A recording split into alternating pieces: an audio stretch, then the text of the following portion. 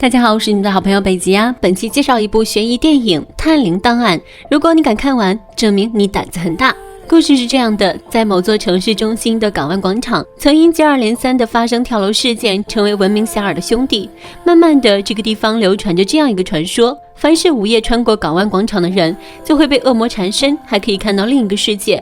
为此，经常有年轻人过来探险。这天深夜，女主心媛和3个闺蜜一起乘坐出租车来到港湾广场探险。下车后，4个人结伴走进了港湾大厦。不一会儿，在手机的微弱照射下，其中一人突然说道：“墙上有5个人影。”心媛定睛一看，果真如此，明明是4个人，竟然看见了5个影子，吓得大家落荒而逃。跑出大厦后，心媛回头看了一眼，竟看到2个闺蜜肩并肩地走进了大厦。可那俩闺蜜明明就在自己身后，什么情况这是？诡异的一幕让她感到害怕，但闺蜜转眼又说里面根本没有什么，刚才说有5个影子其实是胡说的。看来这几个闺蜜不靠谱啊。但是心媛确实看到了5个影子，她以为自己是惊吓过度产生了幻觉，也便没太在意。可自从心媛从港湾广场回来后，就发生了很诡异的事，连续好几天在家里看到了自己去世多年的父亲，时而出现在厨房，时而又出现在洗手间。接连发生的怪事让他寝食难安，认为自己是撞了邪。于是心媛找到了号称盲点侦探的房产中介陈柏涵，希望他能够帮助自己摆脱恐怖的威胁。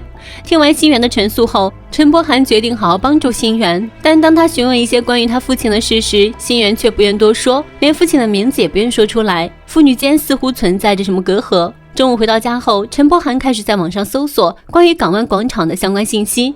为了查明真相，他找来了朋友 Tommy 过来帮忙。Tommy 带来了一些有关港湾广场的资料。陈柏涵越看越觉得不对劲，决定亲自走一趟港湾广场。到了深夜，他独自一人走进广场，里面的气氛很诡异。不一会儿，一个易拉罐突然在地上无缘无故地滚向他。陈柏涵没有退缩，壮着胆子捡起易拉罐，仔细一看，发现上面显示了一行奇怪的红色英文字母。不过英文字母很快就又消失了。第二天，陈柏涵把心媛约出来，来到一家生意爆火的火锅店吃火锅，顺便探讨一下案情。突然间，那行英文字母又出现在他的眼前，但随即又消失了。这时，火锅店老板阿成走了过来，他一眼便认出了盲点侦探陈柏涵。他说他最近一直看到不干净的东西，自己每天都能看到对面的桌子上放着一个婴儿。他刚开始也以为是幻觉，结果接连发生了1个星期，这让他感觉后怕。陈柏涵觉得阿成是在胡说八道，但是阿成又提到自己是去了一次港湾广场后才这样的。一提到港湾广场，陈柏涵瞬间又来了兴趣。在回去的路上，心媛讲起了自己的心事。他说他从小是在孤儿院长大的，对于自己的父亲他没有什么印象。但陈柏涵很聪明，他指出心媛在说谎，对自己的父亲没印象。那你怎么知道看到的人就是自己的父亲呢？晚上，正当陈柏涵认真地研究这起案件时，突然发现一名小孩模样的人站在外面盯着他看。陈柏涵发现后追了上去，可小孩已经跑远了。他赶紧查看周围的监控，结果发现凡是小孩出现的时候，监控都在适时的时候花屏。陈柏涵也陷入了懵逼状态。画面一转，陈文是一名很严肃的小学老师。这天上课时，他突然发现窗外有个粗壮的男人一直在盯着自己看。可是当他跑出去一探究竟时，发现那儿空空如也。与此同时，一位名叫金丽丽的美女记者带着她的男朋友来逛金店。丽丽非常的贪钱，是个十足的绿茶，专门欺骗男人的感情和金钱，还和金店的销售小姐合伙，从她男朋友身上套了很多钱。这天，她在楼梯里碰到了一个正在发火的男人，男人在电话里大骂对方是贱货。丽丽惊奇地发现，那个男人所描述的通话对象居然和自己的穿着打扮一模一样。这时，那个男人在电话里大声叫嚷着要把对方杀掉，这让丽丽感到害怕。她拼命地想要逃离电梯，可是电梯的按键全失灵了，而那个男人则一直咆哮着说要杀掉对方。等到电梯门打开后，丽丽赶紧逃之夭夭。这边陈柏涵收到了一个快递，他发现那天晚上在港湾大厦看到的英文字母又出现在了快递上，不过又很快消失了。快件是朋友 Tommy 寄给他的，里面是关于港湾大厦诡异事件的新闻报道。陈柏涵很快发现，这些新闻都是女记者金丽丽报道的。陈柏涵很想从丽丽那里了解更多关于港湾大厦的事，而丽丽也想采访一下这位大名鼎鼎的陈柏涵。于是他们相约在咖啡厅见面。不过见面后，丽丽却坦白，当年的新闻都是自己胡编乱造的，什么能看到另一个世界，什么能看到不干净的东西，都是为了博取大众眼球的。问来问去，陈柏涵也没能从丽丽嘴里得到什么有用的信息。另一边，火锅店的老板阿成正在做火锅底料，突然觉得味道有一些不对劲儿，阿成仔细一看，发现汤里竟然有个活婴儿，还伸出一只手，吓得他当下就是猛地一颤。紧接着婴儿把熬汤的铜锅打翻，热汤烫伤了阿成的手，他害怕极了，当即就找到陈柏涵说明了情况，求他帮忙自己摆脱厄运。此时的陈柏涵仍毫无头绪。到了晚上，陈柏涵再次走进了港湾大厦，这时一个身披黑衣的小孩手里拿铁链出现在他面前，但他怎么也看不清脸。还没反应过来，小孩就向他跑来，用铁链使劲抽打他，似乎有什么深仇大恨似的。陈柏涵只得反抗，将小孩打倒在地。奇怪的是，小孩竟然受了伤，胳膊上还有血迹，不一会儿消失在了黑暗中。这么诡异的事件，陈柏涵还是第一次见，吓得他赶紧跑出港湾大厦。这时站在门口等他的新源说道，他刚才看见自己的父亲走进了港湾大厦。二人越想越害怕。第二天，陈文老师也来找陈柏涵，他说他最近经常发现窗外有人盯着自己，并且还会出现幻觉，这让他在师生面前出丑。陈柏涵觉得新源、陈文老师和阿成遇到的诡异事情应该有某种内在的联系，而且三个也都曾经去过港湾广场。可诡异的事情仍然在持续的发生。这天，丽丽在咖啡厅和她的男朋友分手，司空见惯的丽丽一脸的无所谓。可男朋友刚走，突然就有一群男人跑过来向她要电话号码，把她围得水泄不通。丽丽差点就喘不过气来，她这才意识到自己也碰上了不干净的东西，于是也找上了陈柏涵，不仅说明了自己的情况，同时还说出港湾大厦以前发生过的事。原来港湾大厦的老板当时是第一个跳楼自杀的，很多店铺的老板生意一落千丈，而后又有几个人相继跳楼自杀。而除此之外，陈文老师在学校里激情演讲时，那名窗外的男子突然冲上讲台，对着陈文就是一顿暴打，但在师生的眼里根本看不见那名男子，只看到陈文一个人在那里手舞足蹈。而新源在打算睡觉时也感觉到有人要强暴他。接二连三的诡异事件让陈柏涵焦头烂额。为了尽快破案，陈柏涵不断分析广场的资料，终于找到了新的线索。他发现港湾大厦附近的地方在09年被改建过，在那周围加盖了发电塔，而各种传言也是从那个时候开始的。第二天，陈柏涵和新源来到港湾广场做进一步的调查，他发现那儿有很多的发电塔，众多的发电塔让港湾广场形成了一个磁场阵，这些磁场和人体内的磁场相呼应，就会让人产生错觉。现在问题的根源找到了，摆在眼前的最大难题就是如何才能够摆脱困扰呢？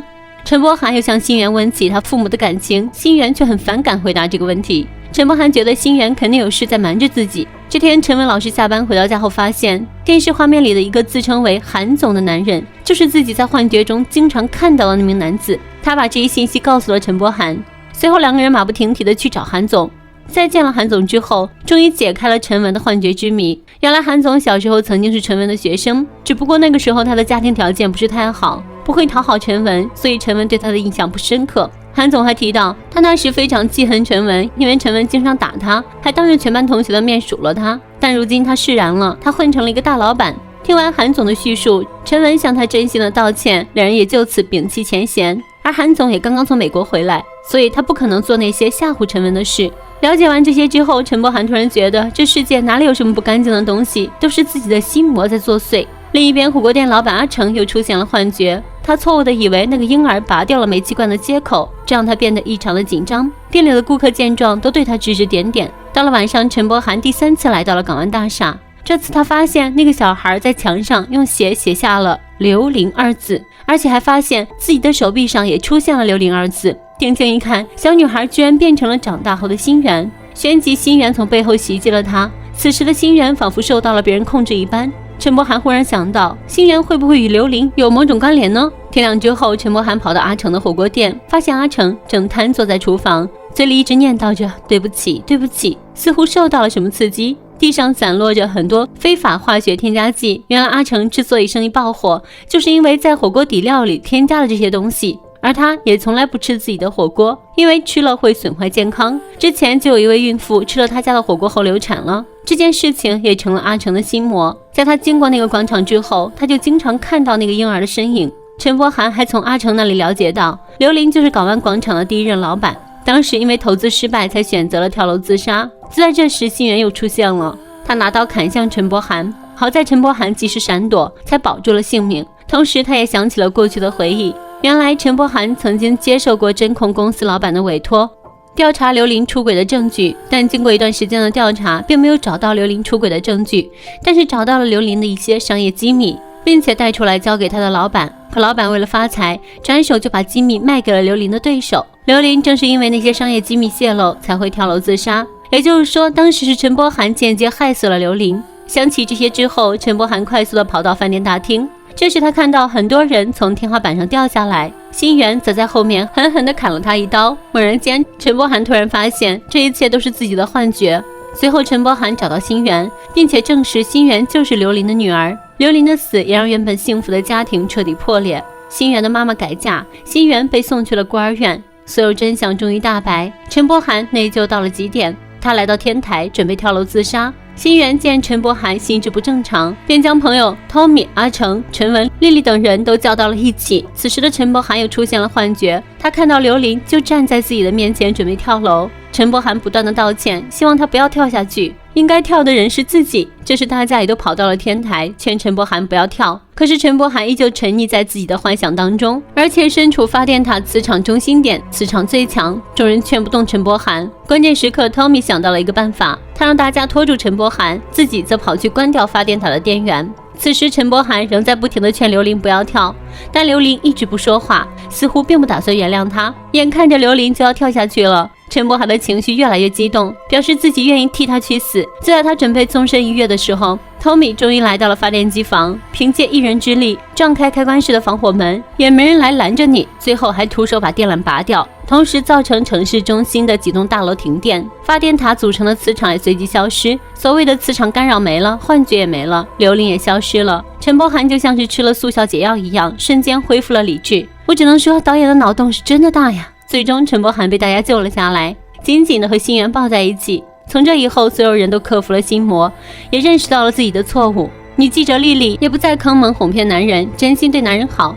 陈文老师对待学生一视同仁，爱护有加。火锅老板阿成也不再往食物里添加化学添加剂，诚信经营。故事的最后，又有人来找盲点侦探求助，而他告诉大家，世界上只有一个地方有鬼，那就是心魔。也许我们都曾经误入歧途，也许我们都曾经无意的伤害，也许我们都曾经心魔缠身，但是请记住，摒除邪念，一心向善，才是我们应该选择的正途。行得端，走得正，便会无所畏惧了。本期的故事到这了，小伙伴们，拜拜。